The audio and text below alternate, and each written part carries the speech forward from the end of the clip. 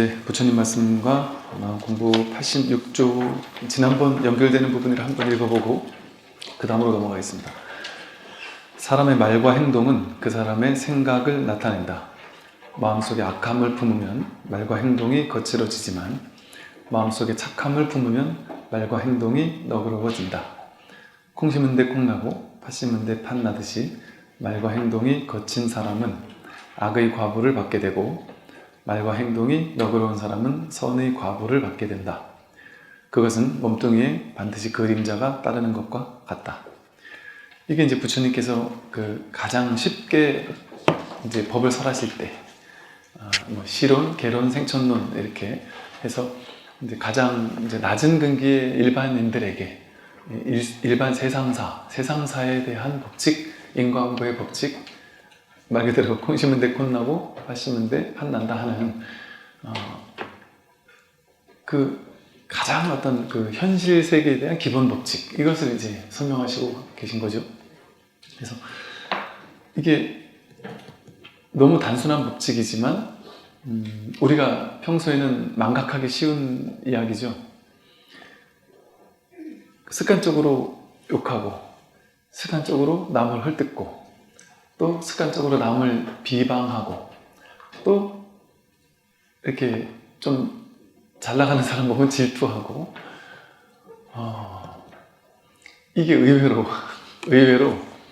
이 세상은 정말 이렇게 많죠. 그러니까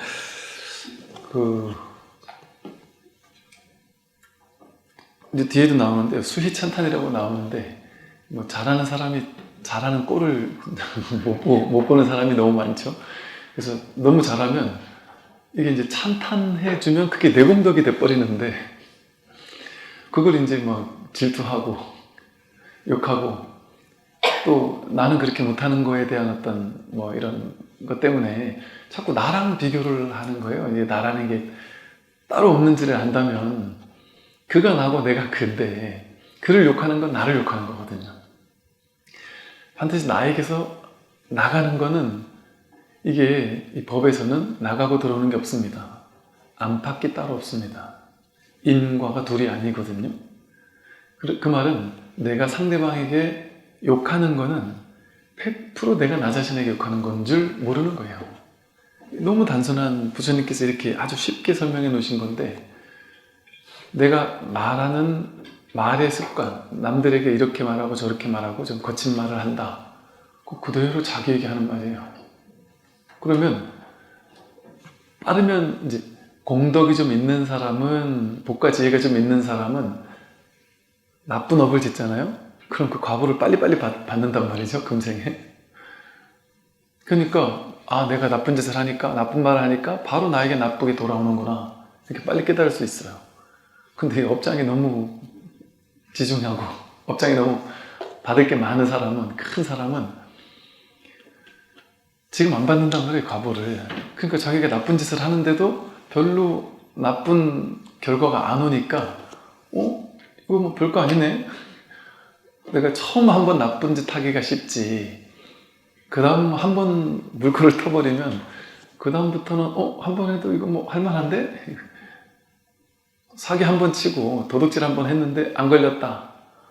이거 뭐 별거 없네, 이러고 이제 또 하고 그럴 거 아니겠어요? 그럼 그게 업습이 된단 말이에요. 근데 그 사람이 당장의 과보를 안 받을 수 있단 말이죠. 업이 너무 두터우니까 이거 과보 받기보다 더 다른 거 받아야 될 업들이 많아서, 그런데 잘 될 수도 있단 말이죠. 그 과보를 받기 전까지는 잘 되는 일이 벌어질 수도 있어요. 그거는 또 다른 그 전에 지은 업 때문에 그럴 수도 있겠고. 요즘 나는 신이다. 진짜. 이게 뭐지 싶은, 진짜. 이 세상에서 이게 가능한가? 한 번, 두 번, 세 번 했는데, 이게 지옥에 떨어져야 되는데, 그런 나쁜 짓을 하면. 지옥에 떨어져야 되는데, 지옥에 떨어지기는 커녕, 이 사람들이, 이게 부산 사투리로, 전마들이, 그거 다 속네? 나도 지금 이게 긴가민가 싶은데, 이 사람들 다 속는단 말이에요. 그래서 어떤 목사님이 어디 나와가지고 인터뷰를 하시는데 그 얘기를 하더라고요. 왜 이런 일이 벌어질까요? 하고 물었더니 그 목사님께서 이런 말을 하세요. 교회에서는 그 답을 주는 종교다, 쉽게 말해. 예수님이나 하나님께서 진리를, 답을, 이게 답이다라고 딱 주는 종교다 보니까 그가 예수고 그가 답을 준다고 하니까 나는 답을 모르는 사람이고 저분은 답을 아는 사람이다. 그러니까 그분이 하는 건 아무리 내가 이해가 안 돼도 이건 내가 부족해서 이해가 안 되는 걸 거야. 저분은 답이야. 그러니까 그 답이라고 느끼는 거죠. 그 왜 이런 일이 벌어질까요? 사람은 그 옳고 그름이라는 게 고정돼 있지 않아서 그런 것 같아요. 옳고 그른 게 본래 없잖아요. 본래 옳고 그름이 없거든요. 인연 따라 옳음이 됐다, 인연 따라 그름이 되기도 한단 말이에요. 그러니까 옳고 그름이 본래 없다 보니까 어떤 나쁜 놈이 맘 잡고 내가 답이야 하고 내가 어떤 뭐 신이야 하고서 이게 옳은 거야 하면 그게 옳을 수 있는 측면을 만들려면 만들 수 있거든요. 그러니까 이건 그냥 비유예요. 예를 들어 한 남자와 한 여자가 사랑해서 성관계를 가지는 것만이 정의다. 우리나라는 그렇게 믿지만 예를 들어 일부 다처제나 일처 다부제 국가에서는 한 사람이 아니라 여러 사람이라도 상관없다 이런 나라가 있을 수 있잖아요. 그러면 이 법이 있을까요? 정의가? 정의 내릴 수 있는 정해진 진리가 있을까요? 한 사람은 한 사람하고만 사랑을 해야 되는 게 정해졌느냐, 아니면 두세 사람하고 사랑해도 된다고 정해졌느냐, 인연 따라 다르잖아요. 상황 따라 다르잖아요. 세상마다 전통마다 다를 수 있단 말이죠. 그러니까 이것처럼 정해질 수가 없어요. 법은 옳고 그름은 이 생각, 분별의 문제거든요. 분별이 어떻게 진리일 수가 있습니까? 그러니까 이렇게 옳고 그름이 없단 말이죠. 그러니까 누군가가 말도 안 되는 소리를 해도 생각으로 꽤 맞추려면 생각은 충분히 꽤 맞춘다니까요. 그걸 사람을 죽였다, 이거 무조건 나쁘다고 할 수 있을까요? 상황 따라 안 나쁠 수도 있거든요. 전쟁이 일어났다, 우리 조선시대 때 스님들이 막 승군을 일으켜서 싸웠던 것처럼 그 스님이 죽였다는 소리잖아요. 그리고 일본의 뭐 야사에 승군이 나타나면 도망가라, 이렇게 제일 무서운 집단들이다, 그 이상한 사람들이다, 뭐 완전 죽고 살고 상관없이 막 싸운다, 그런 게 있다 그래요. 그러니까 겁나게 잘 썼다는 거 아니에요, 스님들이? 그러면 쉽게 말하면 겁나게 사람을 많이 죽였다는 얘기 아니에요, 쉽게 말하면. 스님이 그럼 되냔 말이에요. 안 되죠. 그런데 그거 가지고 누가 욕하는 사람이 있냔 말이에요. 아, 스님들께서 우리를 위해서, 우리 국가를 위해서 이렇게 애써주셨구나, 이렇게 생각을 하지. 즉 제가 어떤 말을 하려고 하는지 아실 거예요. 선과 악이라는 게 정해져 있지 않다 보니까 자기가 그냥 선악을 주관하려고 하는 거예요. 왜? 사람은 모르니까. 왜 모르느냐? 정해진 게 없으니까. 그런데 이것을 누군가가 나타나서 정해져 있다, 선악은 정해져 있다, 내가 말하는 게 선이다, 나는 선을 정하는 사람이다, 나는 진리를 정하는 사람이다, 너희들은 모르는 어리석은 존재들이니까 따라오기만 하면 된다. 이게 제일 위험한 거잖아요.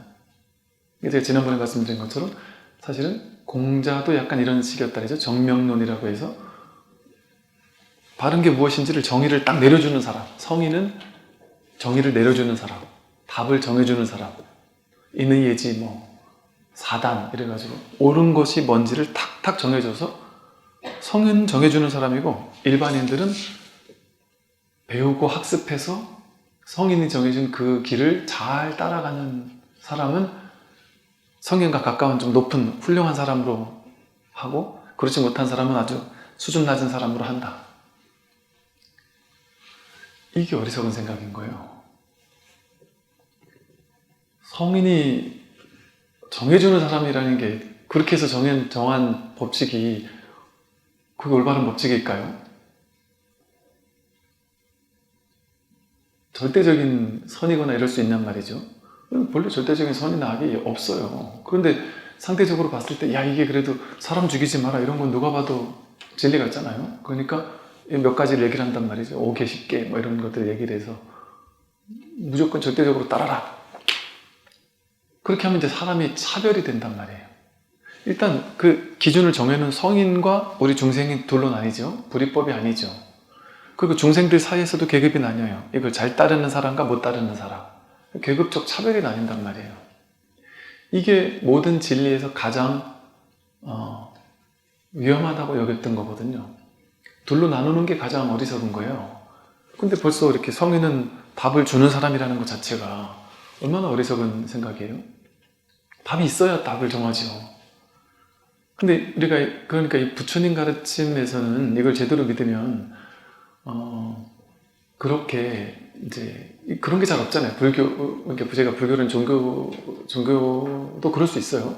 그럴 수 있는데 불교를 제대로 공부하고 제대로 믿게 되면 특정 어떤 사람을 뭐 광신한다든지 맹신한다든지 그럴 수가 없죠. 왜냐하면 자기의 각자 자기 지혜를 깨어나게 하거든요. 그러니까 맹목적으로 믿지 말라고 하거든요. 내가 말을 해놓고 나서도 큰 스님들, 조사 스님들은 전부 다 어떻게 하냐면 법을 설하고 방편을 펼치고 나서 그거를 거두어드리는 거거든요. 내가 이거다 하고 얘기한 다음에 그걸 자취를 지어버린단 말이에요. 이것도 방편일 뿐이었다. 내 말에도 속지 마라. 부처님께서 계율을 그렇게 설하셨지만 열반하실 때 야, 뭐 봐서 소소한 계율은 무시해라. 없애도 된다. 이러셨거든요. 내 말에도 집착해서는 안 된다는 거거든요. 그리고 나는 법을 설했지만 한 법도 설한 바가 없다 그랬단 말이에요. 그럼 바로 부처님 말에도 속지 말라는 거거든요. 금강경에 불법에도 집착해서는 안 될 건데 하물며 비법에 집착해서 되겠느냐 이제 이런 말을 하거든요. 불법은 누구를 추앙하고 어떤 기준을 세우고 뭐 옳고 그른 정의를 세우거나 진리를 세우지 않아요. 불교에는 내세우는 진리가 따로 없어요. 그 모든 걸 전부 다 그냥 깨뜨려 버리는 거죠. 파사현정. 삿된 것을 분별망상, 옳다 그르다 하는 생각, 분별망상을 파사, 삿된 걸 깨뜨리는 거예요. 그러면 본래 지혜는 각자 자기에게 다 갖춰져 있던 거란 말이에요. 그게 드러난단 말이죠. 그러니까 쉽게 말하면 불교에서는 한 명의 성인이, 기준을 정해주는 성인이 따로 있는 게 아니라 우리 모두가 분별만 여의게 되면 각자가 자기 삶의 성인이란 말이에요. 자기가 주인공이고 자기가 신이고 자기가 붓다고 자기가 메시아고, 그러니까 각자 자기를 살리는 거거든요. 근데 이 자기라는 게 자기라는 개별성을 지닌 자아를 살리는 게 아니죠. 전체로서의 이 둘이 아닌 이 하나로 깨어나게 하는 거거든요. 그러니까 이 불교 공부를 하면 할수록 나뉘는 걸 자꾸 통합하는 방향으로 가죠. 둘로 셋으로 쪼개지 않죠. 잘나고 못난 사람을 나누지 않죠. 둘로 쪼개는 그 문화 전통이라는 걸로 방편으로 이렇게 써오는 것도 우리가 그걸 방편인 줄 알고서 그걸 그냥 활용하는 건 좋아요. 근데 그걸 방편인 줄 모르고 그냥 맹목적으로 따르면 안 되죠. 이 스님들을 그냥 편의상 집단 생활을 하면, 여러분 집단 생활하는 사람 치고 유니폼 안 입는 데 없잖아요. 군대도 군복이 있고 경찰도 경찰복이 있잖아요. 집단 생활할 때는 그게 필요하거든요. 그 방편이에요, 방편. 그러니까 스님들이 승가 생활을 집단 생활 하려고 하니까 부처님이 워낙 똑똑하신 분이셔요. 왜냐하면 출세간으로만 똑똑한 게 아니라 세간적으로도 부처님은 그 당시 인도에 있던 왕족으로서 최상의 교육을 다 받았거든요. 언어, 문학, 수학, 과학 모든 것을 다 공부했단 말이죠.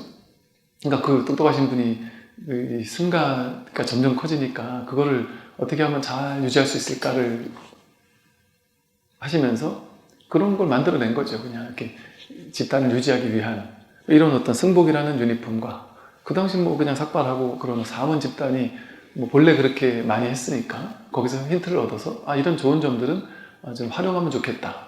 그렇게 해서 그냥 활용한 거예요. 부처님이 출가와 제가를 둘로 나누기 위해서 그런 게 아니죠. 그냥 단순히 이제 뭐랄까 이렇게 뭐 기득권 같은 그런 개념이 아니었던 거예요. 승가 집단은 그냥 부처님의 법에 올인하겠다는 사람들. 그러니까 스님들은 맨날 나가가지고 신도님들한테 어찌 보면 뭐랄까 이렇게 굽신굽신하면서 그걸 뭐라 하냐면 구걸한다 해나 뭐죠 이게 탁발을 할 때 그냥 얻어먹는 사람인 거예요, 쉽게 말해서. 얻어먹으려면은 내가 거만을 떨면 주겠어요? 안 주지? 좀 이렇게 좀 겸손하고 좀 수행자답고 이런 사람한테 먹을 거 줄 거 아니겠어요? 그러니까 이거 내가 괜히 어깨 힘줬다가는 그날 밥을 못 얻어먹는 거예요. 그러니까 이제 그런 조직이 아니었단 말이에요, 승가가. 그냥 공부에 올인할 사람 모여 이러는 거죠.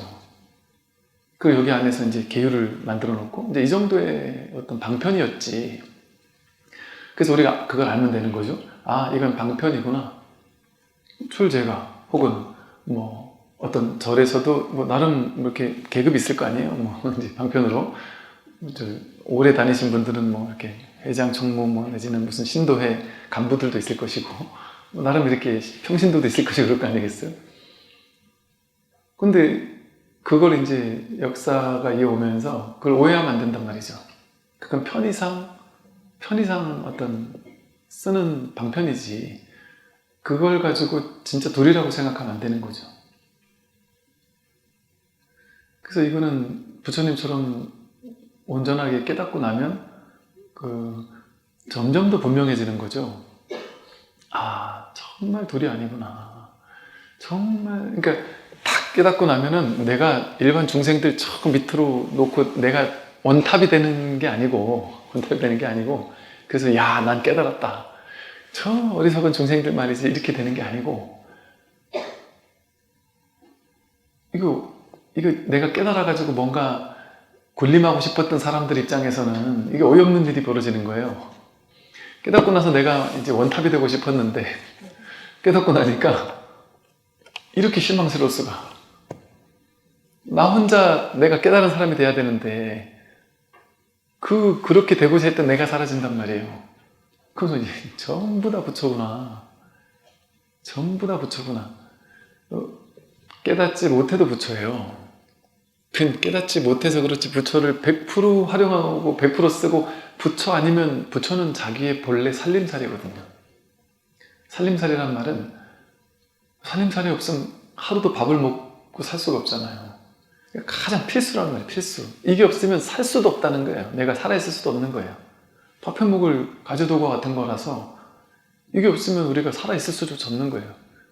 그러니까 이게 자기 본 마음이 자기 살림살이다 이렇게 얘기한단 말이에요. 살림살이라는 말 자체가 내가 늘 그거 가지고 살았다 이거잖아요. 늘 그걸 가지고 살았다. 100% 자기 살림살이가 없으면 이렇게 살아있을 수가 없어요. 그런데 다만 이제 딴 데 보고 있는 거죠. 딴 데 보고. 제가 여러분을 지금 계속 바라보지만 여러분 한 사람 한 사람을 봤을 거 아니에요?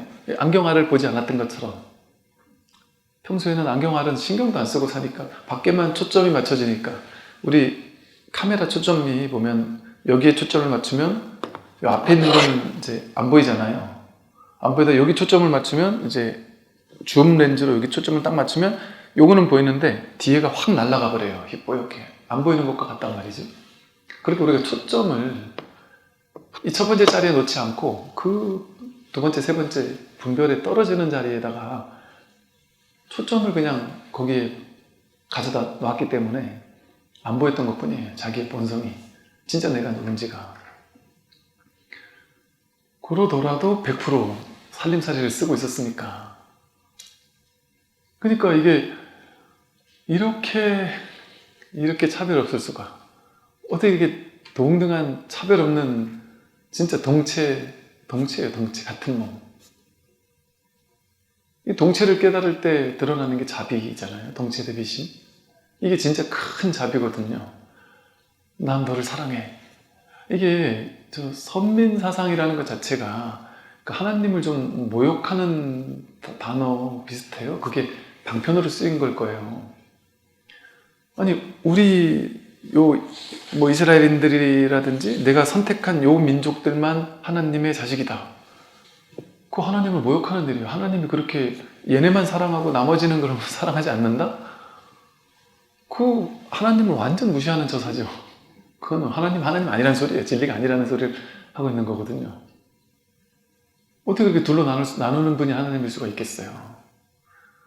근데 이걸 둘로 나눈다고 믿게 되면 이걸 잘 믿는 사람은 하나님이 선택받은 민족이고 나머지는 선택 안 받은 민족이니까 죽여도 돼. 전쟁을 일으켜서 죽여도 돼. 선이 아니니까. 악이니까. 절대 악이니까. 우리는 절대 선이고. 이런 어리석은 일이 벌어질 수 있었다는 거죠. 옛날 사람도 어리석었다 보니까. 지금 진짜 제대로 된 그 성서를 제대로 보는 분들은 그렇게 안 봐요. 돌로 나뉘지 않아요. 그러니까 지금 이렇게 어찌 보면 이렇게 세계적인 종교가 된 것도 그 선민사상이라는 그거 아니다라는 걸 깨달았으니까 이렇게 누구나 하나님의 자식이다 이걸 깨달은 거 아니에요. 근데 어리석을 때는 그걸 믿었단 말이죠.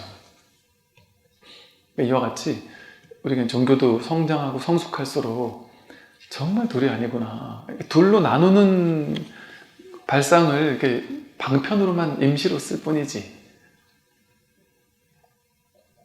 거기에 내가 종속되진 않는단 말이에요. 그러니까 불자들 같으면 절에서 스님 만나면 합장하고 이렇게 존경하고 존중한단 말이에요. 아, 이 공부를 매진하는 분이시구나. 이 공부에 정말 이렇게 발심을 하신 분이구나 하는 그런 측면에서 존중하는 거죠. 그런데 그걸 잘못 생각하면 어떻게 되냐면 아, 저분들은 깨달음에 빨리 갈 텐데 나는 제가 자라 머리도 안 감고 유니폼도 안 입어서 나는 빨리 깨달을 수 없을 거야. 이렇게 생각한다면 그건 정말 잘못된 생각이죠. 그 상을 깨뜨려야죠, 그 상이. 그건 전혀 그런 게 없어요. 그러니까 제가 그 말씀 드렸죠. 제가 충격받았던 게 처음 출가할 때 충격받았다고. 스님께서 부처님이 오라 비구여 하듯이 스님께서 저는 그냥 인사드리고 한두 달 있다 올라 했는데 인사드리러 제가 이제 몇 달 있다 올 겁니다, 스님. 정리 다 해놓고 이렇게 딱 준비한 채 딱 들어오겠습니다. 한두 달 있다 들어오겠습니다. 이런 인사를 드렸단 말이에요. 당신도 안 드린 게 아니고. 근데 따라 나서 이게 당신 항상 하는 수법이라 안 되고 항상 그러셨더라고요. 그러면 그 자리로 그냥 따라 나서는 것도 난 아직 준비가 안 됐는데 갑자기 머리를 깎이고는 행자복이 아니라 승복을 입히고는 갑자기 스님이 돼가지고 그때 제가 큰 걸 깨달았어요. 아, 스님이 따로 있는 게 아니구나. 아, 이렇게도 스님이 되는구나. 아무것도 안 했는데 갑자기 스님이 되는구나. 부처님이 오라 비구요 하면 바로 스님인 거예요. 그냥 와서 머리 깎으면. 그러니까 거기 뭐가 있냔 말이에요. 그런데 이제 문화와 전통으로서 역사가 이어오다 보니까 그냥 오라 비구 해버리면 부처님은 법력이 있으니까 그렇게 됐었을 텐데 큰 스님이니까 법력이 있으니까 이렇게도 하고 저렇게도 하고 굴레에 저촉받지 않는단 말이에요. 쉽게 말해 큰 스님들은. 근데 일반인들은 그러면 안 되죠. 종단에 법이 있으니까 예를 들어 행자는 6개월 이상 해야 되고 어떤 교육을 거쳐야 되고 그런 게 있어야 되겠죠. 그게 그냥 역사에서 만들어진 거죠. 그래서 우리가 근원에서는 내가 공부를 하면 할수록 정말 둘이 아니구나. 그냥 다를 게 없구나. 다를 게 없는 거예요. 그냥. 근데 어떤 전통 문화를 당연히 현상세계 법칙이니까 그것도 필요한 거니까요. 중생세계에서는 필요하단 말이에요. 그럼 분별도 필요한 거예요. 중생세간을 유지하기 위해서는. 그 조직을 통솔하려면 어쨌든 평등하지만 조직에 장을 하나 뽑아놓지 않을 수가 없는 거죠. 그러니까 방편으로 그렇게 한 거지. 그래서 방편은 그대로 존중하되 내 안에서는 그렇게 믿으면 안 되는 거예요. 니는 나나 똑같다. 하다못해 아무리 큰 어른 스님을 만나도 큰 스님이라 저나 똑같은 부처님인데 나도 큰 스님처럼 될 수 있다. 나도 부처님처럼 될 수 있다. 이런 마음을 가지고 공부를 해야만 공부가 진척이 있어요. 둘이 아니다. 나도 된다. 이 믿음이 있어야 돼요. 근데 이거를 그 분별을 진짜라고 믿게 되면 그 믿음이 안 생길 거 아니겠어요.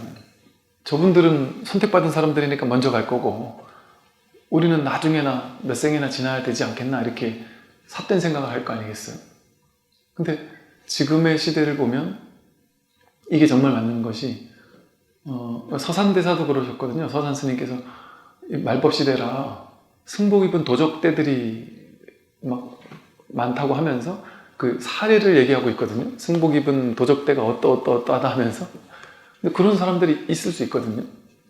주로는 뭐 좋으신 스님들이 많지만 정말 좋으신 분들이 많으세요. 그런데 개 중에는 아주 좀 삿되게 하는 분들도 있거든요. 그렇게 막 사이비 종교를 막 만드는 사람들도 있고 이런 사람들도 있단 말이죠.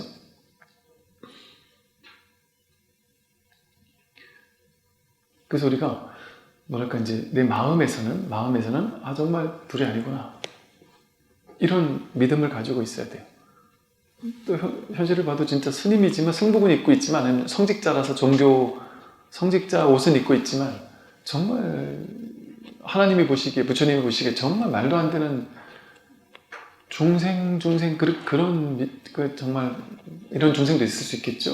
그런데 놀라운 점은 겉모습은 분명히 제가자하고 그냥 보살님이고 처사님이고 그냥 일반인인 거예요. 회사 다니는 일반인이란 말이에요.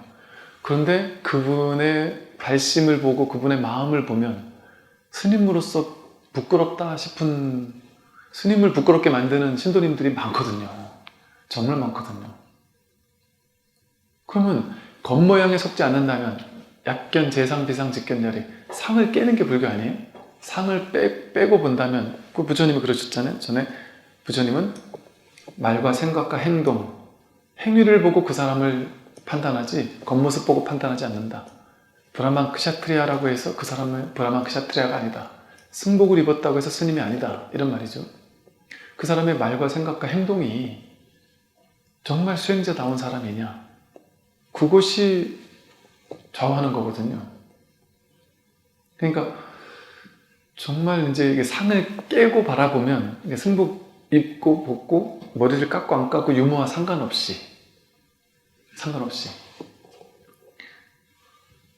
수행자와 수행자 아닌 게 보이죠. 정말 수행자답구나. 이 사람은 참 수행자다. 그런 분들이 점점 많아지고 있죠. 점점 많아지고 있어요. 그러니까 지금은 이게 무의미한 것 같아요.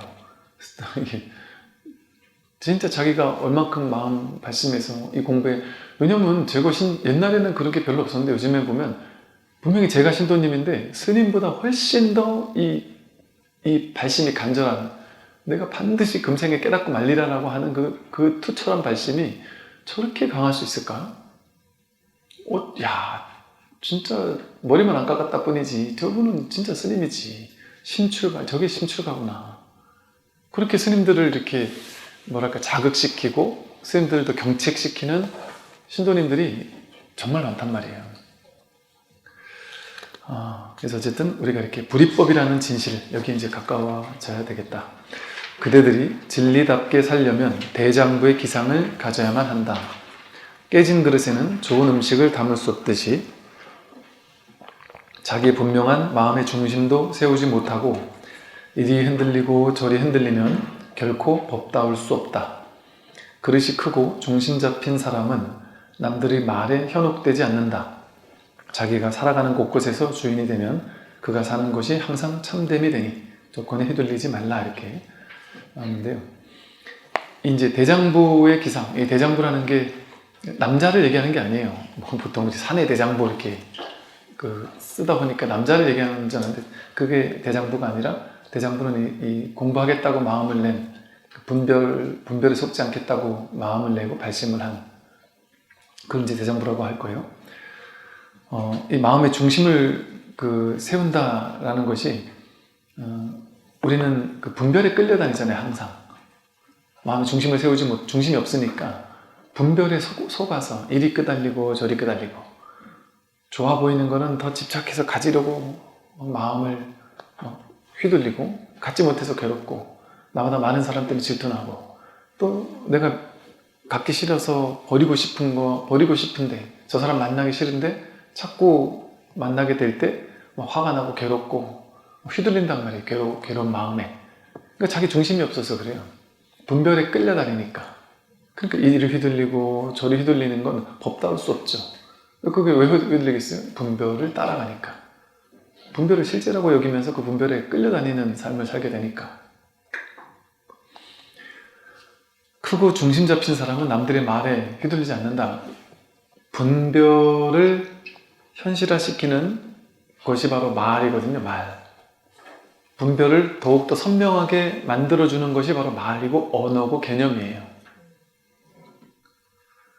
분별이 마음에서 어떤 이미지로 이렇게 상으로 있다가 그게 언어로 탁 표출되면서 그게 이제 굳어지는 거예요. 실제인 것처럼. 실제인 것처럼 딱 굳어져요.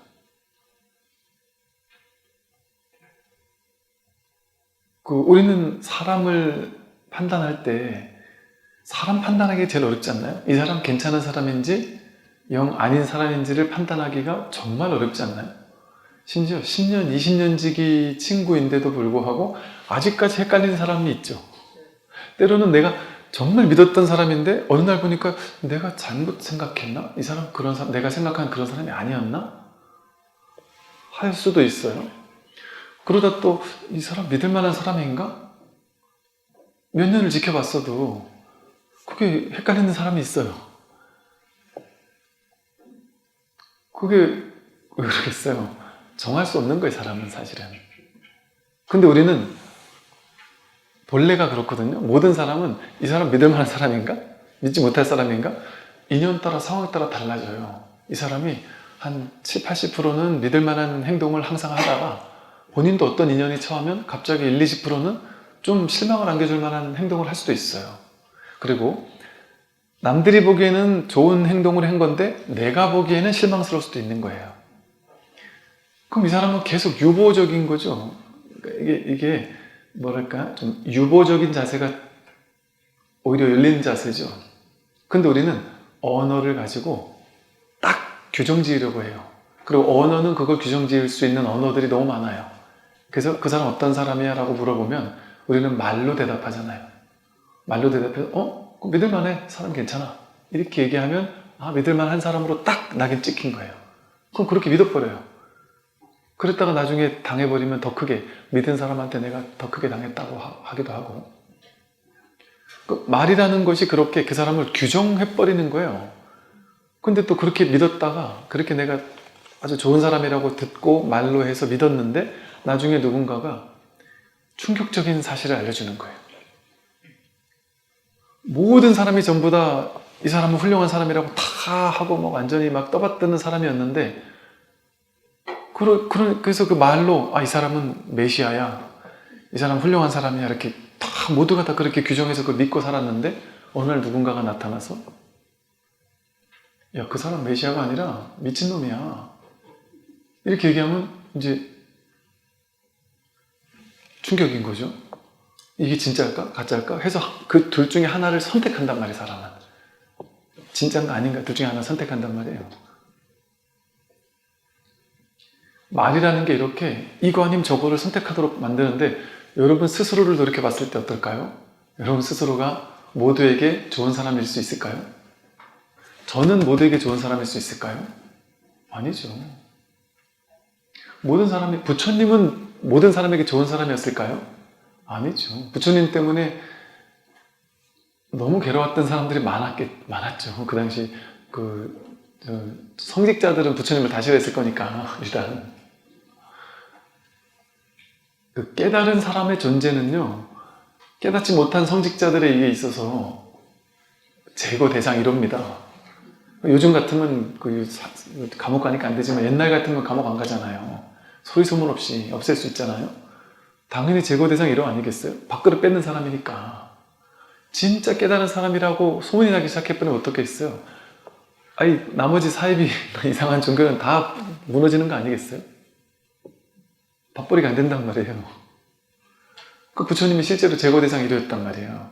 모함 대상 1호였고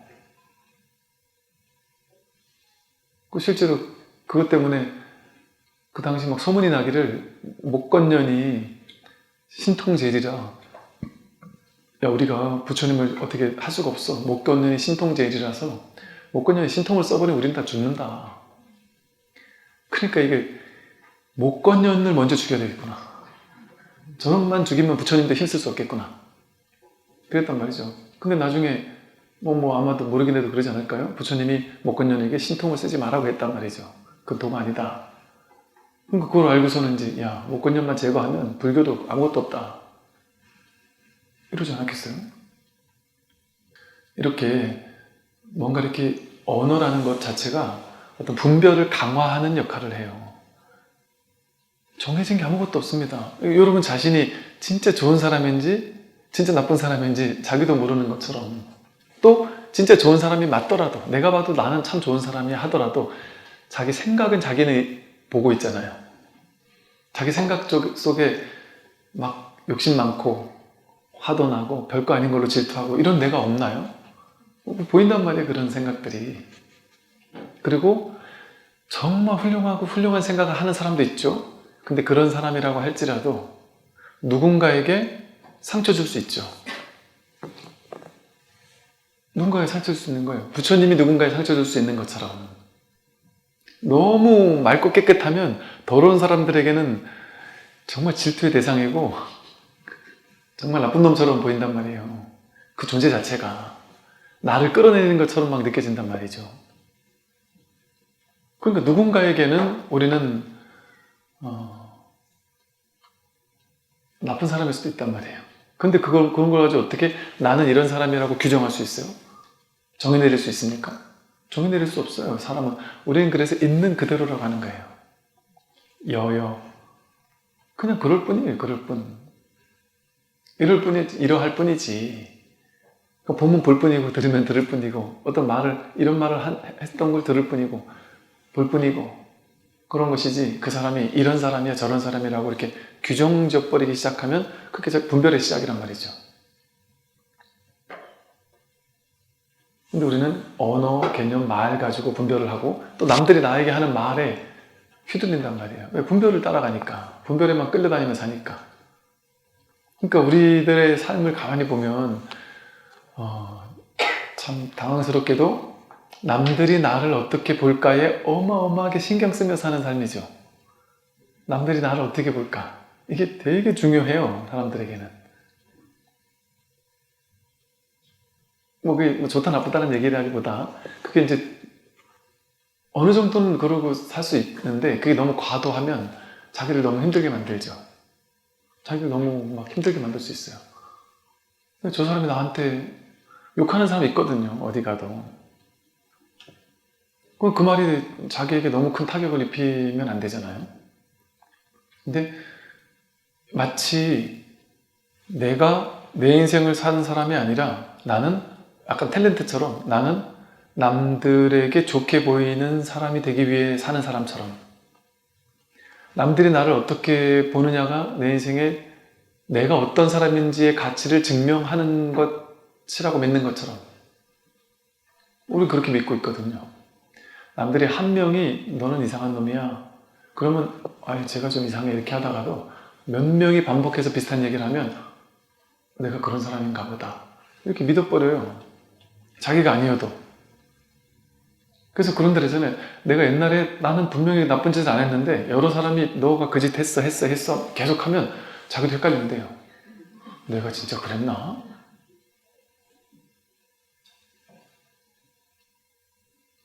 이렇게 말 가지고 언어는 임시로 쓰는 거예요. 우리가 필요해서 임시로 쓰는 건데 우리 마음을 가만히 관해보면 우리가 얼마나 그 언어라는 분별에 끌려다니는지, 말이라는 분별에 끌려다니는지. 말이 이미지화되면 그냥 생각 같은 이미지로 일어나고 입으로 나오면 이게 언어로 나오고 몸으로 오면 이제 행동으로 드러난단 말이에요. 이게 분별 하나가 다 이렇게 만든단 말이죠. 업을 짓게 만든단 말이죠. 그래서 이게 분별인 줄만 알아서 속지만 않으면 훨씬 자유로워질 수가 있어요. 훨씬 뭐랄까 이제 가벼워질 수가 있는 게, 분별이라는 건 전부 다 자기 생각이라는 거잖아요. 자기 생각 분별 망상이잖아요.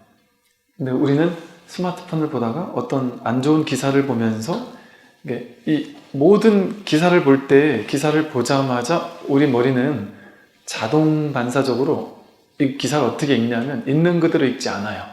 정견해서 이거를 읽지 않고 자동적으로 육식이라 그러죠. 육식, 분별심, 육식이 눈으로 보자마자 안식이 보자마자 육식이 분별해요. 옳다 그르다, 맞다 틀리다 막 분별을 하고 나서 육식 밑에 칠식이 따르죠. 칠식이 말라식이라고 해서 자아집착식이라 그래요. 즉 칠식이라는 거는 잠재되어 있다는 거잖아요. 즉 나도 모르게 칠식이 작동한다는 거예요. 신문 기사를 보자마자 나도 모르게 이거를 나와 연관해서 읽기 시작해요. 어떤 사람이 요즘에 뭐 무슨 병으로 병 걸린 사람이 많다더라 이러면 그냥 그런 얘기잖아요. 그런데 나도 이런 병이 있는 거 아니야? 이렇게 나도 모르게 나와 연결을 시키고 뭐 교통사고가 크게 났다더라. 이거 나도 이런 교통사고 나는 거 아니야? 비행기가 전에 제가 그 영상을 봤어요. 비행기가 이렇게 활주로 이렇게 내리다가 뭐가 하나 잘못돼가지고 이게 이렇게 뒤집어지면서 정말 장난감 부러지듯이 비행기가 이렇게 나동댕이 이렇게 돌면서 나동댕이 치면서 날개가 다 날아가면서 처박히는 동영상을 한번 본 적이 있거든요. 보자마자 비행기를 타는 사람은 보자마자 그게 이제 자동 연상되면서 이 비행기도 그럼 어쩌지? 나와 연결을 시키거든요. 그러니까 기사만 봐도 괴로운 거예요, 우리는. 나와 상관없는 걸 그냥 구경하듯이 보면 상관없잖아요. 구경하듯이 그냥 있는 그대로 보면 되는데 식을 가지고 분별심을 가지고 보고 자아집착심을 가지고 본단 말이에요. 그리고 이걸 보는 데 있어서 어떤 사람은 긍정적으로 보는 사람도 있고 볼 때마다 부정적으로 보는 사람도 있겠죠. 또 어떤 사람은 보자마자 막 욕을 하면서 보는 사람도 있잖아요. 그거는 뭐라 하냐면 팔식이라 그래요. 팔식. 잠재의식 속에 업장들이 그동안 내가 쌓아놨던 삶의 경험에서 만들어진 업들, 뭐 안 좋은 거 봤을 때 욕을 한 번 한 사람은 두 번째 욕하기 더 쉬워지죠. 세 번째 욕하기 더 쉬워지죠. 나중에 이거 14번, 20번 반복되는 업으로 쌓이게 되면 아레아식 속에 업이 쌓이게 되면 반복된 습관적 패턴들이 나도 모르게 잠재의식 속에 이걸 보자마자 부정적으로 보게 해석을 한단 말이에요. 자기 안에 어떤 게 쌓여있느냐에 따라서. 그러니까 그래서 이게 책임감을 가지고 영화 한 편을 선택해야 하고 신문 기사를 선택해야 한다는 것이 세상에는 엄청 많은 정보가 있잖아요. 근데 그 정보를 내가 어떤 걸 선택할지에 대한 주도권 자기에게 있잖아요. 근데 그거를 우리는 유명한 배우가 나왔다는 이유로 아니면 좀 독특한 영화라는 이유로 아니면 좀 다소 폭력적이긴 하고 자극적이긴 하지만 작품성이 뛰어나다라는 이유, 뭐 온갖 이유를 다 해가지고 그런 것들을 그냥 별 생각 없이 이렇게 막 선택을 하게 되면 이게 70, 80에 쌓여있던 것들이 그거를 왜곡되게 자꾸 해석을 해버려요. 그래서 내 안에 또 다른 식으로 쌓아놓는단 말이에요. 그래서 좋은 걸 보고 좋은 걸 바라보고 좋게 해석하고 이게 처음에는 조금 어렵겠지만 그게 한 번, 두 번, 세 번만 반복을 해버리면 되는 거예요. 그러니까 제가 옛날에 볼펜을 자꾸 공부하면서 볼펜을 자꾸 돌렸어요. 그랬더니 이제 선생님이 한 번은 이걸 지적을 해주더라고요. 근데 제가 그러고 나서 계속 이렇게 하는 걸 보고서 제가 뭐 너무 황당한 거예요. 선생님이 자꾸 이걸 지적을 하니까. 근데 제가 그때 막 속이 터지겠는 게 스님, 저는 선생님을 무시한 게 아니에요. 이게 습관이에요. 근데 그 선생님이 이걸 돌리니까 당신을 무시했다고 막 그렇게 얘기를 하시길래 제가 그래서 얼마나 억울했는지 그래서 이거를 어떻게 하지 이거? 근데 안 되더라고요. 그때 이 습관은 못 고치는 거야 이런 생각이 있었어요. 그런데 선생님한테 너무 혼나니까 야 이걸 내가 고쳐야 되겠는데 하는 생각이 어느 날 들어가지고 이제 한번 하는 걸 내가 알아차릴 때마다 이렇게 한번 딱 때리면서 이렇게 뭐 짝대기 하나를 근다든지 그러면서 이제 그때는 뭐 어릴 때니까 초등학교 때니까 뭐 공부니 마음 공부니 이런 건 모르고 근데 이제 이렇게 할 때마다 나 또 하고 있었구나 하고 이제 한 대 딱 때리면서 이렇게 하나를 긋고 그 다음번에 또 이렇게 뭐 딴 거 하다가 알아차리지도 못하다가 한참 돌리다 말고서 지금 또 걸리고 있었구나 하고 또 딱 때리고 이렇게 한 번 긋고 해본 적이 있었거든요. 그때 제가 깨달았어요. 습관이 선생님 말이 맞았구나. 습관이라는 거는 안 고쳐지는 게 아니구나. 이게 놀랍게도요. 요거를 하기 시작했더니 3번, 4번, 5번만 하니까 대번에 고쳐지더라고요. 몇 번만 반복하니까 이게 고쳐지더라고요. 그러니까 이거랑 똑같은 거예요. 그런 습관을 만들었지만 그걸 고치려고만 마음 먹으면 한 번 어려운 거예요. 또 2번 어렵고 3번 어렵고 내가 이제부터는 집에 가서 욕을 하지 말고 거짓말 하지 말고 예쁜 말을 써야지. 그 이제 남편한테 안 좋은 말 하거나 자식한테 안 좋은 말이 딱 나올 때마다 입을 한 대 딱 때리고는 선을 하나 그어보시든지 이렇게 반복해서 내가 이걸 바꿀 수 있느냐 없느냐 내가 50년을 가져온 습관을 어떻게 바꾸느냐 그런 생각을 믿지 마시고 그냥 한 번만 하면 돼요. 한 번만. 한 번만 하겠다. 그 한 번 성공 한 번 하고 그 다음번에 또 한 번 또 한 번 이래가지고 한 서너 대 번. 그래서 불교에서는 7이라는 숫자를 뭐 열주 얘기를 하잖아요.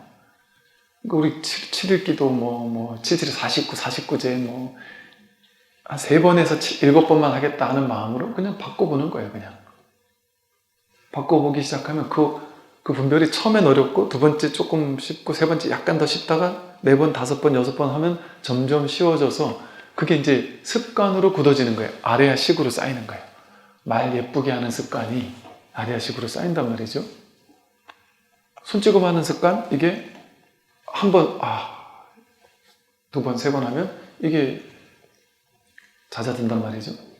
그럴 수밖에 없는 게 업은 자기가 살면서 만든 거잖아요. 그러니까 이게 너무 과도한 업은 그게 자꾸 재생산되고 재방법돼가지고 그걸 더 크게 자꾸 키워버리니까 그거는 이제 자기가 스스로 좀 이렇게 바꿀 수 있겠죠. 그래서 이 안 좋은 영화를 본다든지 스마트폰을 자꾸 본다든지 할 때마다 괴로웠던 거예요. 우리가 나는 아무것도 한 게 없는데 왜 괴롭지? 난 아무것도 한 게 없는데 왜 이렇게 힘들지? 생각이 자기를 힘들게 하는 거예요. 생각이 60, 70, 80이 같이 합작을 해가지고 뭘 봐도 괴로운 거예요. 그걸 이제 뇌과학에서는 우리 뇌는 모든 걸 부정적으로 본다. 거의 대부분이 부정적으로 본다는 거예요. 긍정적으로 보는 경우가 잘 없대요. 그렇게 자꾸만 이렇게 정보를 볼 때마다 그렇게 보는 게 익숙해 있단 말이죠. 그러니까 가능하면 이게 습관적으로 자꾸 이렇게 보는 것도 조금 이렇게 자제 한번 하고 또 좀 안 좋은 거라든지 욕 나올 만한 것들이라든지 이런 것들은 저는 사실은 이게 제가 이제 우리 업계의 얘기니까 나는 신이다라는 걸 그냥 끝까지 봤지만 이게 우리 쪽 얘기가 아니었으면 종교 쪽 얘기가 아니었으면 이걸 못 보겠더라고요. 너무 이걸 내가 이걸 끝까지 봐야 되나? 도저히 못 보겠더라고요. 어지간하면 안 보는 게 나아요. 저도 자꾸 얘기하니까 죄송한데 어지간하면 안 보는 게 나아요. 물론 이제 또 도움되는 게 있긴 하겠죠. 그런 거 한번 보고 나면 어지간해서는 그런데 끝까지 가지 않겠죠. 속지 않겠죠. 그래서 이 마음 공부가 좋은 점이요. 그런 거에 중독되지 않게 만들어요. 법에도 중독되지 않게 하고 사람에게도 중독되지 않게 해요. 법정 스님이 그러셨나요? 나는 나한테 와서 막 이렇게 굽신거리면서 큰 스님 하면서 너무 이렇게 하는 사람은 나는 믿지 않는다. 오히려 그런 종교도 그랬대잖아요. 처음에 사람들이 혹한 게 나한테 과도하게 잘해주니까. 나 같은 사람한테 이렇게 따뜻하게 잘해줄 수가 있나? 그러니까 이렇게 혹한다래잖아요. 그래서 그런 걸 너무 과도하게 추구할 필요도 없는 것이죠. 그래서 삶의 경험에서 내가 선택할 수 있는 부분은 좀 어느 정도 좀 책임감을 가지고 삶의 경험을 선택할 필요도 있습니다. 그건 현실의 이 법칙에서는, 인과응보의 법칙에서는 이 업식이라는 게 그렇게 작동을 하기 때문에. 그러니까 이 업은 내가 안 좋은 업이다 싶으면 한번 몇 번만이라도 바꿔보면 그 다음부터는 그걸 바꾸기가 훨씬 수월해지죠. 그래서 이게 이제 그 임재록의 수처작주 입처계진이라는 말이죠. 자기가 있는 곳에, 자기가 서 있는 그 자리에서 주인공이다 이 소리예요. 주인공이 되라 막 이런 말이 아니에요. 자기가 있는 여기가 주인공이에요. 세상에는 뭐랄까 이게 자기뿐이거든요. 자기뿐. 그래서 어디 가도 자기가 주인이에요. 옛날에 학교 다닐 때 그러지 않나요? 학교 다닐 때 이렇게 학교에서는 친한 친구들하고 이렇게 있으니까 별로 그런 거 못 느끼다가 어디 낯선 친구들하고 낯선 사람들하고 이렇게 뭐 수련회 같은 거 하는 이렇게 캠프 같은 게 있었어요. 그때 뭐 보이스카웃이었는지 뭐 다른 학교 뭐 이렇게 우리 학교 대표로 저쪽 학교에 있는 많은 집단들하고 같이 가서 뭘 하는 게 있었는데 거기 몇 박 며칠을 갔는데 아는 사람도 없고 첫째 날 되게 공허하고 외롭고 막 집에 가고 싶고 막 이런 느낌을 우리는 가끔 한 번씩 이렇게 받잖아요. 근데 그때 저는 이 구절을 봤었거든요. 그때 어떻게 제가 해석을 했느냐면 수초작주. 아, 내가 있는 그곳에서 주인공이 되라. 야, 내가 여기서 주인공 돼야지. 여기 왔다고 혼자 낯설게 이러고 있을 필요가 있나? 여기서 내가 주인공이 되지. 뭐 이런 식으로 이제 생각을 했었는데 여기서 이제 주인공이라는 말은 본인이 주인이라는 거예요. 어디의 주인? 내 인생의 주인이 아니라 이 세계의 주인이에요. 이 우주 법계의 내가 주인이에요. 나 하나뿐이에요. 이 몸으로 봤을 때 이 몸이 나라고 여기면 나 하나뿐이 아니죠. 나와 남이 다 나뉘어져 있고 나는 요게 나니까 난 남들보다 못한 게 너무 많잖아요. 부족한 것도 많고. 이 몸에서 노연하게 되면 이 몸과 마음이라는 오온은 나라고 여기는 허망한 망상에서 노연하게 되면 내가 주인공인 거예요. 그런데 나만 주인공이 아니라 모든 너희들도 모든 타자들도 전부 다 주인공이에요. 그 주인공과 이 주인공이 둘이 아닌 주인공이란 말이에요. 온 우주법계 전체가 이 하나이란 말이 둘이 아니란 말이죠. 완전한 주인공들의 어떤 그 주인공들이 모두 다 저마다 하나의 주인공 하나가 그래서 이런 말을 쓰는 거예요. 하나의 법이 하나의 신이 분화해서 심심하니까 분화해서 다양한 삶의 경험을 하면서 삶의 재미를 꿈이라는 재미있는 꿈을 꾸고 있다. 이 꿈을 꾸고 있는 거예요. 근데 이 꿈은 실체가 아니라서 상관이 없어요. 어떤 꿈이 일어나든. 왜냐하면 어젯밤 꿈속에 여러분이 만들었잖아요. 그 꿈. 여러분의 의식이 만들었잖아요. 근데 그 꿈이라는 세계는 지금 생각해보니까 여러분이 창조주 아니었어요? 어젯밤에는 그 꿈 속에서 내가 꿈 안에 들어있는 어떤 등장인물 하나가 저 사람 때문에 너무 괴로웠고 욕먹어서 괴로웠고 무서운 꿈 꿔가지고 막 두려웠고 성공해가지고 막 신났었는데 그래서 그때는 막 어떻게든 여기서 잘 살아보려고 남들한테 칭찬받아 보려고 성공하려고 막 기를 쓰고 살았는데 간단하게 꿈에서 깨고 나서 지금 돌이켜보니까 그 꿈 전체를 만든 창조주가 나였잖아요. 100%. 그죠? 100% 내가 만들었잖아요. 그 꿈. 내가 자기가 만든 거잖아요. 그리고 그 등장인물 하나만 나였던 게 아니라 나에게 욕한 놈도 나였잖아요. 나를 공격한 사람도 나였잖아요. 하늘도 빌딩도 달도 구름도 전부 다 나 아니었나요? 그 꿈의 세계 전체가 나였잖아요. 근데 그걸 깨닫는데 꿈속에서 깨달을 수 있겠어요? 절대 못 깨달아요. 근데 너무 간단하게 꿈에서 깨자마자 바로 알잖아요. 너무 당연하잖아요. 지금 우리는 왜 못 깨닫느냐? 우리가 전부 다 하나라고 해도 하나의 마음뿐이다 이렇게 해도 꿈에서 안 깼으니까 분별의 꿈속에 아직 있으니까 절대 아니라고 한단 말이에요. 그런데 이 신기하지 않아요? 우리가 살고 있는 이 세계가 신기한 게 꿈이라는 세계가 너무 놀랍지 않나요? 꿈이라는 세계가 이렇게 명백하게 가리켜 보이고 있잖아요. 그것도 매일 밤 가르쳐주고 있잖아요. 꿈은 진짜 같았지. 근데 허망한 마음 하나 아니었느냐? 자기 마음이 세계를 어떻게 만들어 이렇게 여기겠지만 어젯밤에 분명히 내가 증명했잖아요. 마음 하나가 세계를 만들었잖아요.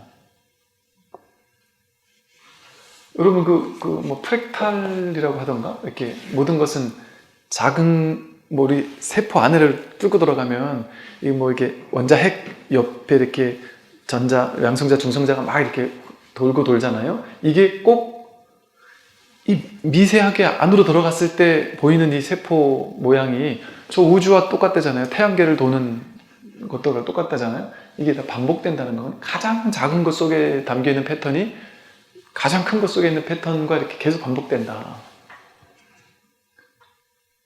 모든 게 이렇게 다 동일한 패턴들이 반복된다 그러잖아요. 그것과 마찬가지로 법도 그렇단 말이에요. 조금 전에 제가 무슨 얘기 했었죠? 반복되는 프랙탈 얘기하기 직전에 꿈 반복된단 말이에요. 꿈의 세계는 내 머릿속에 있어 나온 그냥 작은 꿈의 세계일 뿐인데 이렇게 우리는 생각하잖아요. 그 프랙탈 법칙을 생각해 보더라도 이 꿈의 세계가 진짜 이 삶을 힌트를 주고 있는 거라니까요. 보여주고 있는 거라니까. 매일 밤 여실하게 보여주고 있잖아요. 진리는 이런 거다라고.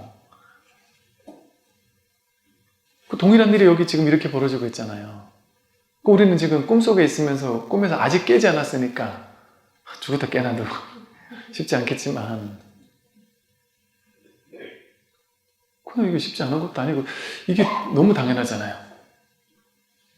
그러니까 마음 하나가 이 물질 우주를 이걸 어떻게 만들었지 싶지만 했잖아요. 어젯밤에. 그죠? 이 마음 하나가 하는 거예요. 이 마음 하나가 이 보고 듣고 한단 말이에요. 견문각자 한단 말이에요. 보고 듣고 이 알아차리고 아는 공적영지한. 근데 이건 모양도 없고 빛깔도 없고 크기도 없고 위치도 없고 그러니까 이 허공성 이런 표현을 들은 거예요. 이제 이 법을 제가 이렇게 설명을 드리잖아요. 이렇게 허공과 같다거나 이게 이제 이 허공과 같다는 표현은 사실은 임재 스님이 하신 말씀이거든요. 임재 스님은 허공과 같다? 아니다. 허공이다 이랬어요. 그냥 아예 대놓고 그냥 허공성 이 자체다. 이게 법이다 이랬단 말이에요. 마음은 허공이다. 너의 본질은 허공이다. 이런 식으로 표현을 하셨거든요. 근데 그런 조자 스님들이 그렇게 표현을 하시는 경우가 있고 또 그렇게 이제 구체적으로 뭐 이렇게 설명하거나 이러지 않고 그냥 이거다 이렇게 한 스님들도 있단 말이에요. 아니면 뭐 한 대 때리고 소리 빡 지르고 심지어 막 넘어뜨리고 잡아 때리고 전화 선배하고 있는데 가서 발로 뭉개고 그런 방식도 있단 말이에요.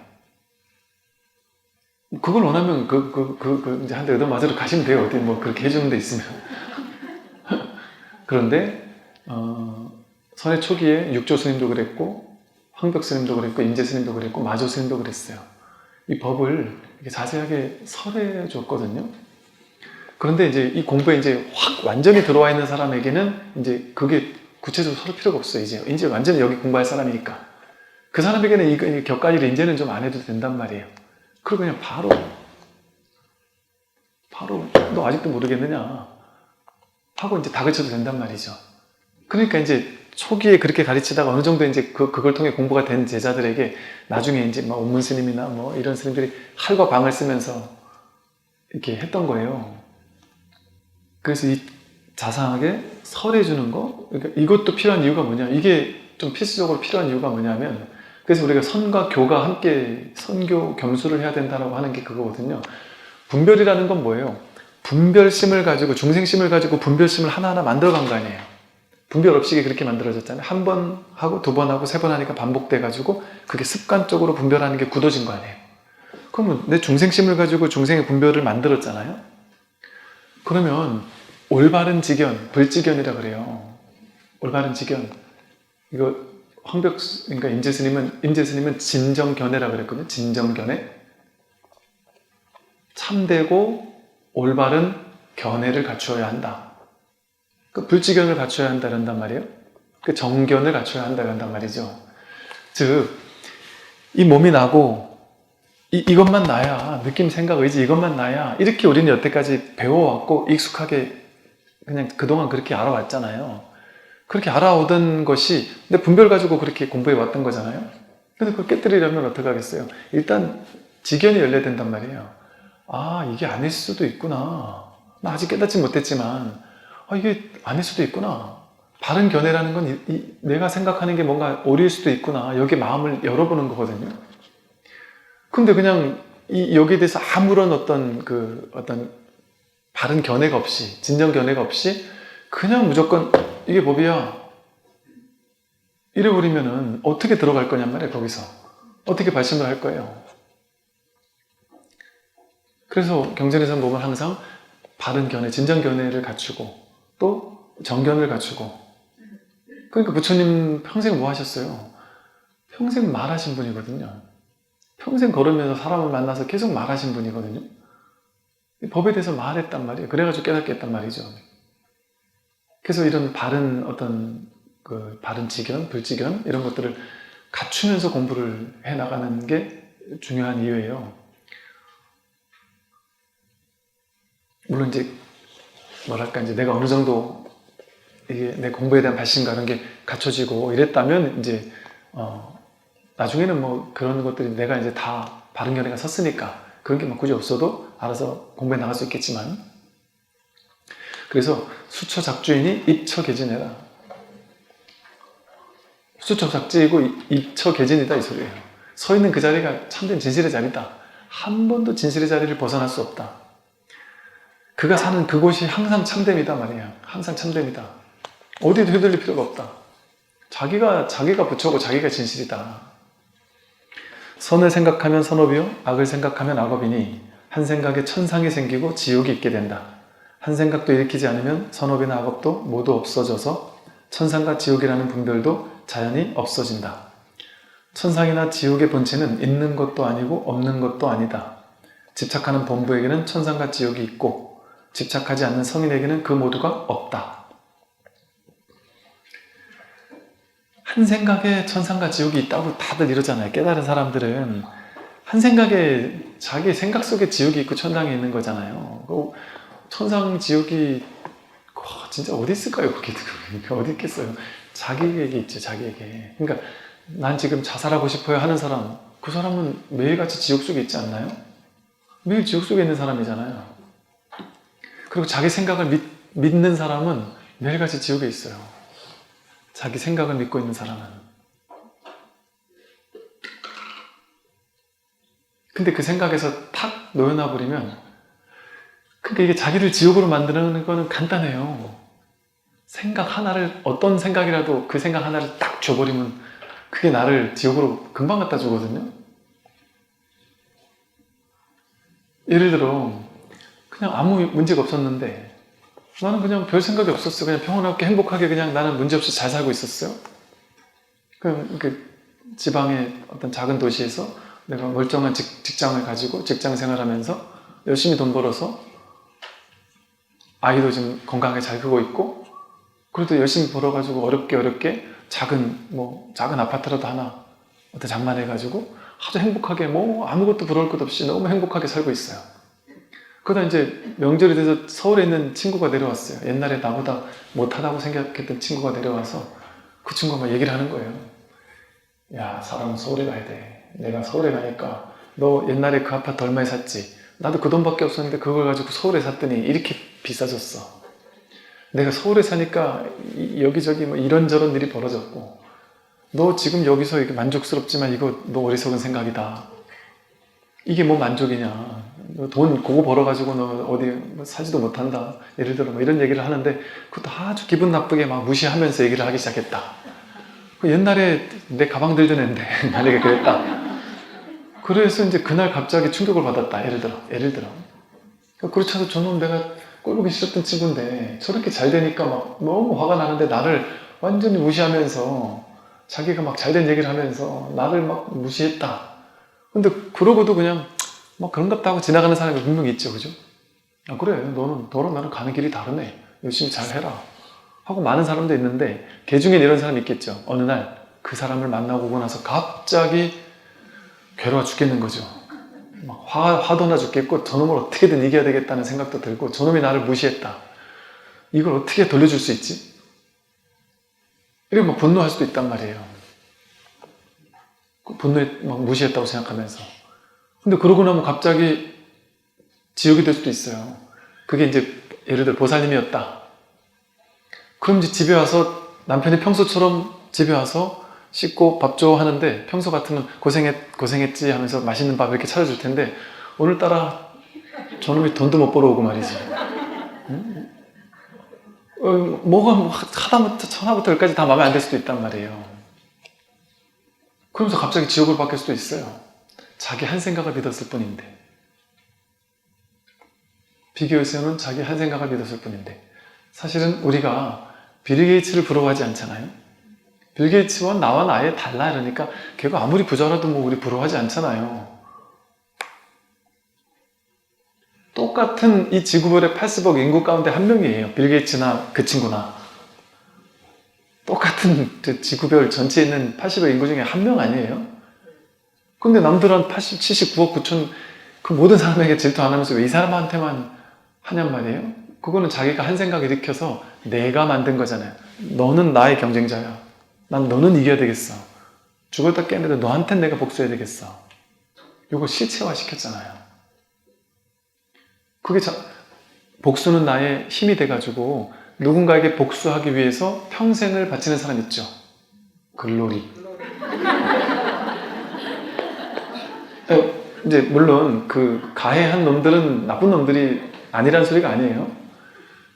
그런데 그 내가 좀 이제 지혜롭게 복수를 하려면 놀이하듯이 재밌게 복수 크게 재밌게 복수는 쉽지 않죠. 근데 그렇게 하면 모를까. 여러분 생각해 보세요. 내가 정말 원한 가진 누구에게 죽을 때까지 저놈을 내가 엎어버리겠다라는 생각을 가지고 평생을 살아간다. 평생을 살아가는 삶의 원동력이 되었다. 그러면 그 사람은 삶을 사는 삶의 원동력이 복수라는 것이 누군가를 미워하는 마음, 이 마음이 원동력이 된 거잖아요. 그러면 살다가 나는 누군가에게 그런 사람일 적이 없었을까요? 아니면 금생이 아니라 전생이라도 또 나는 의도하지 않았지만 누군가가 나를 엄청나게 막 미워하고 재수없어하고 할 수도 있거든요. 그러니까 이게 복수를 해라 말라 이런 개념이 아니라 그게 좋다 나쁘다라는 그런 개념이라기보다는 그거 하나를 위해서 내 온 인생을 바치기에는 너무 세상에 우리가 할 일이 얼마나 많고 정말 내가 관심 가질 게 얼마나 많고 내가 해야 되는 공부가 진짜 공부가 있는데 그거 하나를 그 말은 다르게 말하면 뭐냐면 내가 정말 복수하고 싶은 그 사람이 내 인생을 지배하고 있다는 얘기잖아요. 그 사람에게 한 번만 화살을 맞으면 되는데 두 번째, 세 번째, 네 번째 화살도 부족해서 평생 그 친구가 나를 지배하고 나는 그 사람에게 종속되는 삶을 사는 거거든요. 그러니까 이거는 사실은 복수가 아니에요. 자기가 자기를 두 번, 세 번 더 죽이는 거가 될 수도 있단 말이죠. 그러니까 이게 뭐 쉽진 않겠지만 그 원동력을 가지고만 평생을 살기보다는 내가 그냥 내 인생 열심히 살아서 내가 이렇게 잘 되고 났을 때 그때 가가지고 뭐 그냥 한마디 해주든지 뭐 한 대 때려주든지 뭐 모르겠는데 왜냐면 저도 복수는 절대 안 좋으니까 절대 하지 마십시오 이렇게 못하겠더라고요. 그 가해한 놈들을 한 것 보니까 막 진짜 그런 사람도 있거든요. 제가 옛날에 학교에 있을 때요. 그것도 고등학교도 아니에요. 대학생쯤 되면 어느 정도 좀 이게 수준이 좀 있는 사람들이어야 하는데 대학교 저 위에 5층인가 해서 밑에를 이렇게 그냥 커피 한잔 하면서 잠깐 도서관에서 쉬면서 이렇게 있는데 저기 앞에서 저 건너편 건물 앞에서요. 와 정말 충격적인 일이 벌어지는 걸 보고 제가 깜짝 놀랐어요.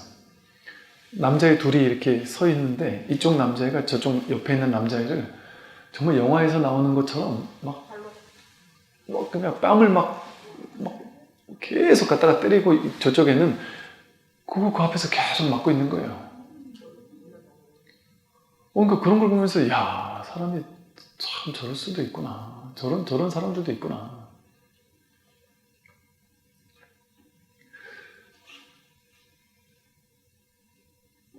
그래서 뭐랄까 이렇게 이것이 정답이다, 저것이 정답이다 이럴 수는 없겠죠, 그죠? 근데 그게 너무 억울한 것 같아요. 그렇게 나쁜 놈한테 내 인생을 바친다는 거, 그 나쁜 놈한테 내 인생이 종속된다는 거. 그래가지고 나도 진짜 저렇게 되는 것보다 내가 차라리 멋지게 진짜 멋있는 사람이 돼가지고 열심히 살아서 행복하고 멋진 사람이 되어가지고 그런 학에 오히려 탁 나타나는 게 더 큰, 어찌 보면 막 그럴 수도 모르겠어요. 그래서 어쨌든 이렇게 이게 다 천상과 지옥 이거 따로 있지 않아요. 이걸 이렇게 정하라는 소리는 아니지만 자기 한 생각이 천상이고 한 생각이 지옥이에요. 그러니까 죽고 나서 지옥 가면 어쩌지 이런 거 괜히 쓸데없이 두려울 필요 없어요. 지금 자기 지옥을 없애야지. 지금 자기 분별의 지옥을 없애는 그 공부하는 거거든요. 그러니까 죽고 나서 지옥까지 안 왔으면 좋겠어요. 그거 하는 게 아니고 이 공부는 지옥까지 않게 해주세요 뭐 이렇게 하는 게 아니라 지금 자기가 만든 자기 지옥 여기서 지금 노연하는 거예요. 지금 이게 다 한 생각의 일이기 때문에. 다른 수줍음을 타는 듯 자주 구름 속에 숨는다. 수행하는 사람도 달처럼 수줍어하며 마음을 낮추고 겸손하라. 남이 이익을 얻거나 공덕을 지을 때 그것을 시기하지 말고 자기 자신의 일처럼 칭찬하고 기뻐하라. 자기를 높여 뽐내지 말고 남을 깔보고 업신여기지 말라. 그 수행자가 겸손을 하고 하심을 하라고 하는 이유는 나라는 상을 만들어 놓으면 나라는 상이 이렇게 강해지잖아요. 본래 나랄 게 없기 때문에 나라고 내세울 만한 뭔가가 없기 때문에 자기를 내세울 게 없는 거예요. 그래서 자기를 나라는 상을 깨라는 거예요. 상을 깨라는 거. 근데 우리는 조금만 이제 뭐 좀 잘하고 심지어는 공부를 잘하고 수행을 잘한다 이러면 이걸 자랑하고 싶어하고 뭔가 자꾸 내세우고 싶어하고 뭔가 말로 이렇게 표현하고 싶어하고 남들이 나를 이렇게 좀 훌륭한 사람으로 봐주길 원하고 이 아상과 에고가 얼마나 강렬하고 질긴지 깨달았잖아요. 깨닫고 나면 거의 100% 깨달은 아상이 생겨요. 깨달은 아상. 중생이었던 아상이 깨달은 아상으로 옮겨가요. 그래서 나는 깨달았다. 너희들과는 나는 차원이 다르다. 이런 상에 빠진단 말이에요. 자기 스스로. 그래서 나는 깨달았다라는 생각 이것 때문에 막 입이 근질근질하고 막 남들이 나를 그렇게 알아봐줬으면 좋겠고 그런 상에 사로잡히기가 쉽단 말이죠.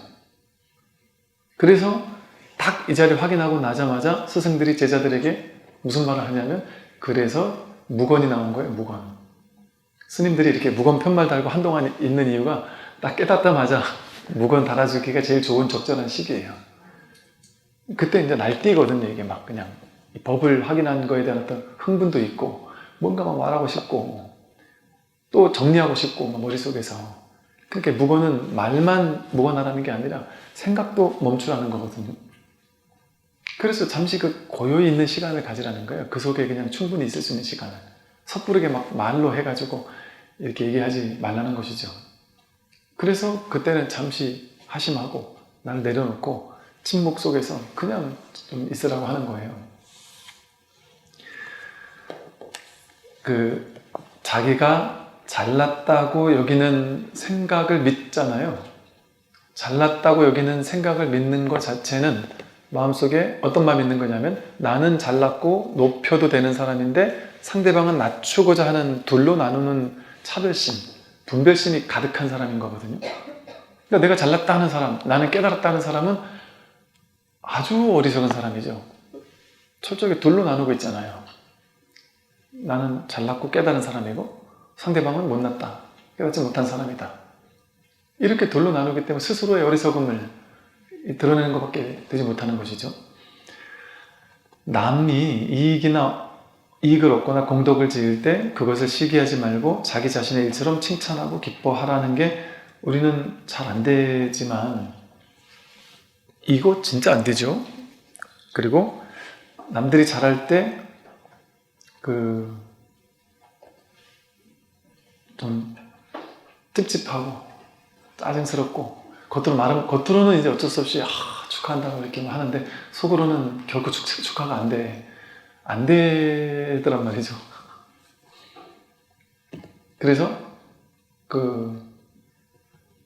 그러니까 참 그런 질투가 사람들이 다 그런 쪽으로 되게 많은 것 같아요. 그래서 근데 이제 그것이 뭐를 내 안에 이렇게 업을 자꾸 증장시키냐면 상대방이 잘났을 때 네 잘났다 하고 뭐 막 질투나고 이런 마음은 저 사람은 잘났는데 나는 이게 부족하구나.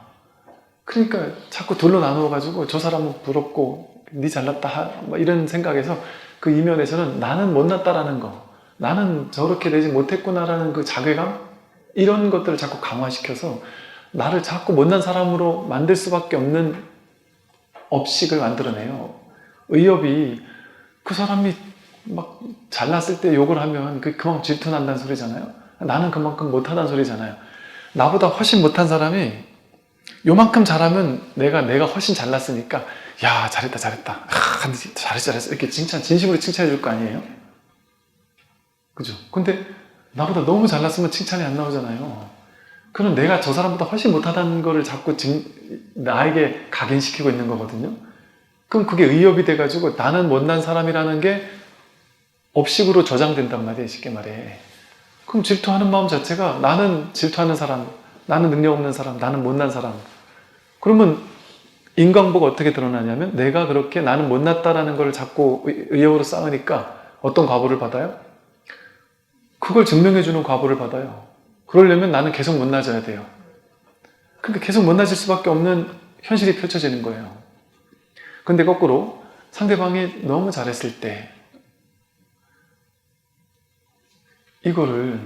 이게 둘이 아니다라는 이게 진짜 이 자각이 있다면 이게 저절로 되는 거예요. 억지로 하라는 게 아니라 사실은. 억지로 하게 되겠습니까? 이게 잘 안 되지. 억지로 하려고 하면 사실은 억지로 하려고 하지만 더 둘로 나누는 거죠. 억지로 하려고 하는 것 자체가 연기를 막 하잖아요. 억지로 막 진심으로 기쁜 척 연기를 하고 나서 부처님 저 오늘 잘했죠. 제가 수위찬탄했습니다. 그러니까 저에게 이제 좋은 거 주십시오. 이렇게 하면서 그거는 진심이 아니잖아요. 진심이 아니잖아요. 그런데 이게 왜 진심에서 이런 게 이게 우러나오는 거냐 하면 보살은 저절로 수위찬탄이 되는 거예요.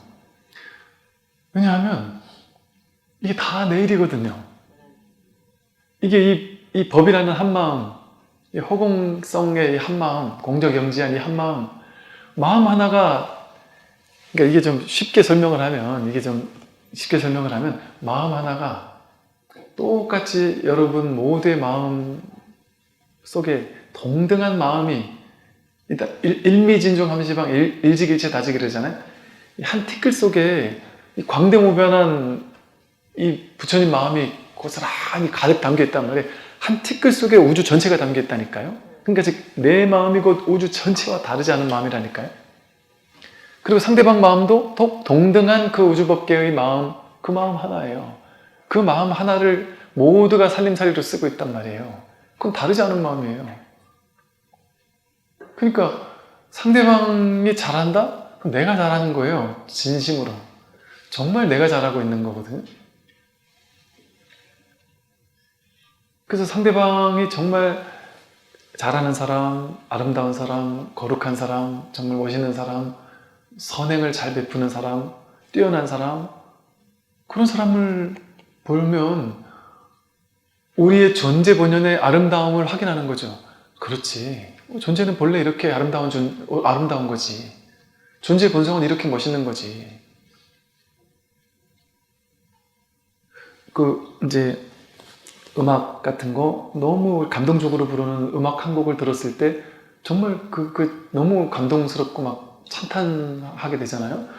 그럴 때 정말 그게 우리의 성품이 아름답게 드러났을 때 그런 아름다운 음악으로 드러날 수 있는 것이고 또 무엇을 하든 그 아주 성격이 너무 좋다거나 뭐 외모가 너무 아름답다거나 뭐가 됐든 좋은 어떤 모습을 볼 때는 야, 이 우리라는 존재 본연의 아름다움이 저렇게도 드러날 수 있구나. 저렇게 아름다운 것이었구나. 정말 훌륭한 사람을 보면 와, 정말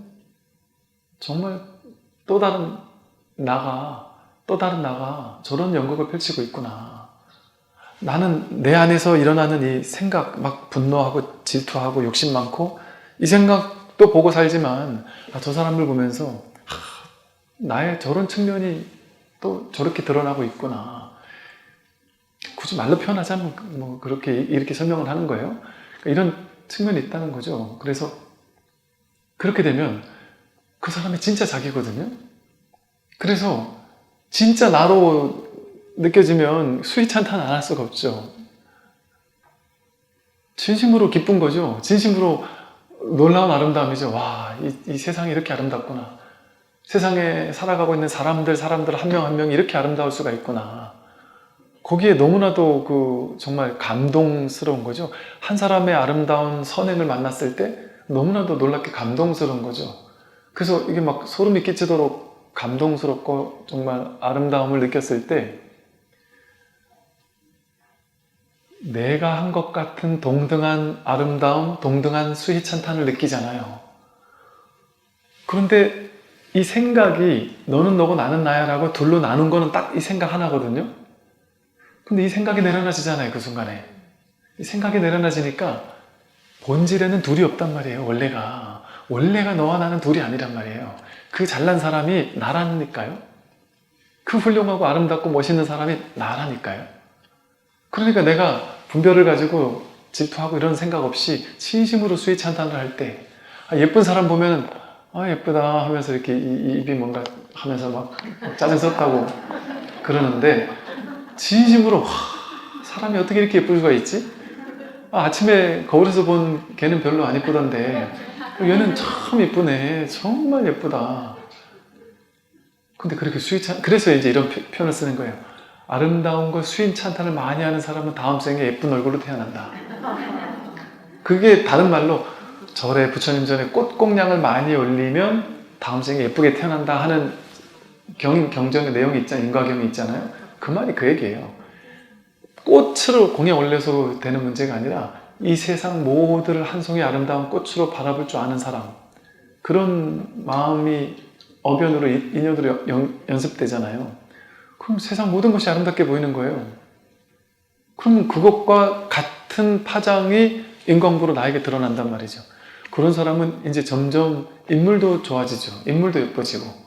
우리 옛날에는 너무 예뻤는데 완전 저렇게 예쁠 수 있나 싶었는데 나이가 들면서 정말 아주 이게 희한하지. 저 사람은 분명히 이쁜 얼굴이긴 한데 뭔지 모르게 이렇게 좀 미운 그런 사람도 있고, 또 어떤 사람은 인물은 영 별로이지만 뭔지 모르게 참 사람을 끌고 참 그 못난 얼굴조차도 참 이렇게 푸근하고 뭐 이렇게 아름다운 사람도 있거든요. 너무 외모 비평을 했나? 그런 사람이 있듯이 자기가 어떤 마음을 가지고 사느냐에 따라 사실 외모도 달라지죠, 당연히. 그래서 이게 이제 이게 본문을 이제 이렇게 그냥 듣다 보면 자기가 문득 자기를 확인해서 저 스님 하는 말 진짜였구나. 이게 확인되면 이제 뭐 이런 말이 필요가 없어요. 그러더라도 이제 한동안은 자기 업습을 어쩔 수 없겠지만, 근데 이게 꾸준히 이렇게 들음으로써 부처님 말씀이 그거잖아요. 너가 깨닫지 못했더라도 시론, 보시 많이 하십시오. 개론, 착한 일을 많이 하세요. 말로, 생각으로, 행동으로 착한 일을 많이 해야 좋은 곳에 갑니다. 생천론, 천상세계 갑니다. 다음에 좋게 태어납니다. 이런 식의 법문을 부처님이 하셨단 말이에요. 이 쉬운 법문을. 왜 그럴까요? 이렇게 바른 법문을 그냥 꾸준히 좀 듣기만 하더라도 내가 여기 마음을 열게 되는 거예요. 너는 너고 나는 나야. 이 생각만을 가지고 살다가 너가 나일 수 있는 이 가능성에 마음을 닫지 않는단 말이에요. 내가 아직 깨닫지 못해 그렇지 깨닫고 난 다음에 저걸 깨닫는 것일 수 있겠구나. 그렇다면 일단 난 아직 깨닫지 못했으니까 모르지만 이 종교는 신심부터 시작하는 이유가 거기 있어요. 신해행증 이라는 이유가 거기 있어요. 일단 먼저 믿는단 말이에요. 믿고 실천해보는 거예요. 믿고 나서 계속 공부를 하고 법문을 듣다 보면 정말 그랬네 하고 이게 이해가 된단 말이에요. 근데 그 이해도 머리에서만 얄풋하게 하는 게 아니고 가슴으로 진짜 그렇구나 해서 저절로 정말 흔연하게 이렇게 실천이 된단 말이에요. 그러니까 신해, 행 이해하고 나면 행동이 된단 말이죠. 그렇게 계속해서 행동하고 하다 보면 이게 나중에 정말 완전한 증득이 된단 말이죠. 그래서 이 법에 대한 믿음, 이 진실의 진리에 대한 믿음, 아직 내가 확실히 증득하지 못했더라도 이 믿음에서부터 시작을 하면서 법문을 듣면서 어느 정도 이해하는 것도 필요하단 말이에요. 왜냐하면 어느 정도 이해를 하고 있다는 것은 내가 마음이 그만큼 열린다는 소리예요. 처음에 이런 얘기 들으면 안 들어와요. 이런 얘기 들어보지도 못했으니까 안 들어오죠. 첫째, 어떻게 몸이 내가 아니지? 말도 안 되는 소리 하고 있다. 어떻게 너가 나지? 이게 이해가 안 된단 말이에요. 수행 안 해도 돼. 예를 들어 이런 말을 들었다. 이게 이해가 되냔 말이에요. 이해 안 돼요. 처음에는. 그러다가 이제 법문을 꾸준히 듣고 공부를 하고 믿음을 가지고 꾸준히 공부를 하다 보면 그럼 이제 점차적으로 이해가 된다는 얘기는 뭐냐면 마음이 이 법에 열리고 있다는 소리거든요. 그 마음이 열리는 게 제일 중요해요. 왜 우리는 선택적으로 마음을 닫거든요. 근데 이걸 보다 많은 쪽으로 마음을 열고 있는 거잖아요.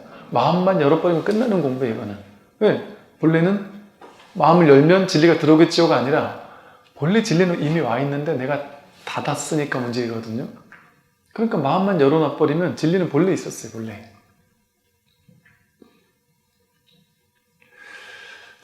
그래서 이렇게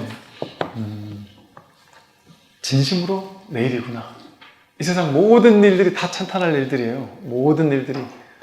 신문 기사를 보더라도 거기서 아름다운 신문 기사를 보면서 그 수희 찬탄하고 아름다운 사람을 보면서 정말 그러니까 이렇게 한번 방편으로 설명해 보면 내가 저런 모습으로 드러났구나. 내가 또 저런 아름다운 모습으로 드러났구나. 내가 또 저런 아름다운 모습으로 드러났구나 하면 얼마나 정말 놀라운 아름다움과 충만감이 있겠어요? 그리고 좀 미운 사람들, 좀 잔혹한 사람들, 이런 사람을 보면 그냥 어쩔 수 없어요. 그런데 측은한 마음을 느낀단 말이에요. 측은한 마음을 느끼고 저들도 어떻게든 조금이나마 좀 좋은 삶을 살았으면 좋겠다. 왜? 저들이 나니까. 저들이 조금이라도 좋아져야 되니까. 그러나 그렇다고 그 사람을 내가 가가지고 반드시 구제해야 되겠다 하고 여러분이 무조건 악의 속으로 들어가서 반드시 저 사람은 내가 해야 되겠다는 그 오지랖이지 그건 사명감이 아닐 수 있거든요. 근데 굳이 그럴 필요까지는 없어요. 나와